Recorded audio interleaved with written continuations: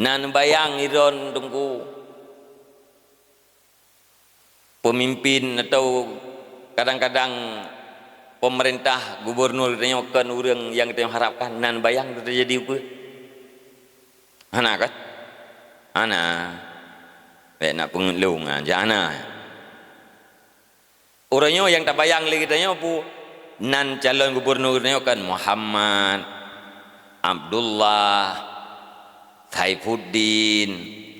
kan Nasruddin nak bayang ke calon gubernur bernama Dompeng anak kan tapi ben bikin mustahil ijak badro ni pegah mak paru dro mak udung di rumah limang pak nyepat peng di 10 juta mak i gampungnya khusus badro ni nebi suara ke kamu calon gubernur kamu sonan Dompeng menyebut nu suara ini gampungnya mak berarti nak anggota keluarga dron yang hendak pilih kamu ini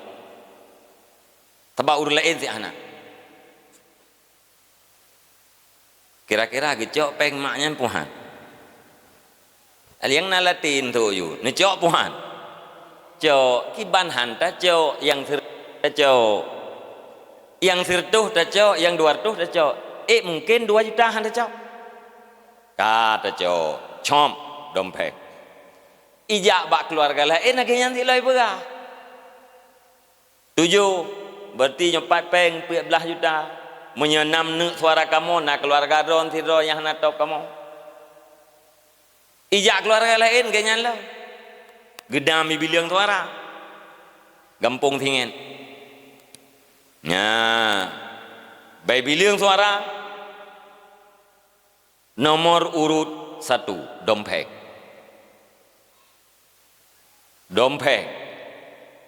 Dompeng duduk hai kelia Dompeng lewat bilang peng trip tiga Muhammad dan Dompeng lewat trip tiga Saifuddin bilang suara Dompeng berjumlah leher tu 50 Muhammad 15 Saifuddin 17 Nasruddin leher gampung je menang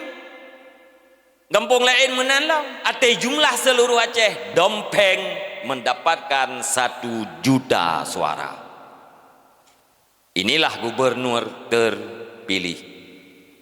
dan yang lidah dari kampung Dompeng kau menang si pegah lung to 5 draw urang je pegah Dompeng menang pegah lung to 7 kena aku depu menang peng ku cok ku top man nak bikin ketruk kanan lung menyanyan apabila perpolitikan hari ini tidak diperbaiki paling telat akan terjadi pertanyaan 2020 pet atau 2020 sikurir nyan ka terjadi pertanyaan apabila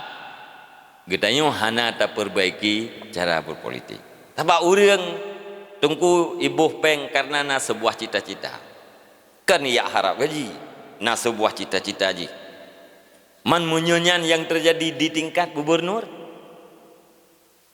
sangat-sangat merugikan ya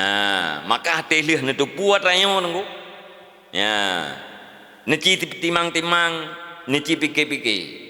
ya puat tapu buat adanya atau handa buat puna fahala munyamunot tapu buat nyan tujuan atau hana yang baik tagai muklabe ngai keleurang be nak pegah syurga tungku bam telah politik hanai silah syurga neraka na gara-gara dalam politik nak neraka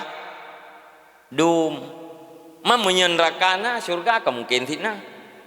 urang je pakai merempot neraka mesti pakai dosa garang politik karena gebubu yang harum urangnya pakai merempot fahala bang politik karena gebubu buat yang butoi dan buat yang dianjurkan